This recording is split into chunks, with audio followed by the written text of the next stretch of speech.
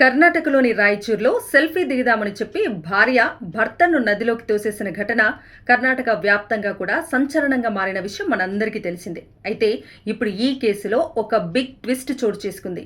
అదేంటి అంటే, తనను నదిలోకి తోసి హత్య చేయాలని ప్రయత్నించిన ఆ భార్యపై ఆ భర్త కేసు నమోదు చేయాలని పోలీస్ స్టేషన్కి వెళ్తే అక్కడొక ఊహించని పరిణామం చోటు చేసుకుంది. అదేంటి అంటే, తనను నదిలోకి తోసి హత్య చేయాలని ప్రయత్నించిన ఆ భార్యపై పోలీసులు కేసు నమోదు చేస్తారు అనుకుంటే తనపైనే రివర్స్ కేసు పెట్టారు పోలీసులు. మరి పోలీసులు అలా ఎందుకు చేశారు అంటే, తను పెళ్లి చేసుకున్న యువతి ఒక మైనర్ కాబట్టి. మైనర్ని పెళ్లి చేసుకోవటం చట్టరీత్యా నేరం.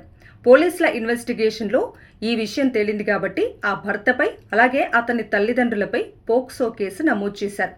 తన భార్యపై కేసు నమోదు చేయాలని వెళ్లిన ఆ భర్తకి తనపై పోక్సో కేసు నమోదు చేసేసరికి ఆయన ఒకంత షాక్కి గురయ్యాడు.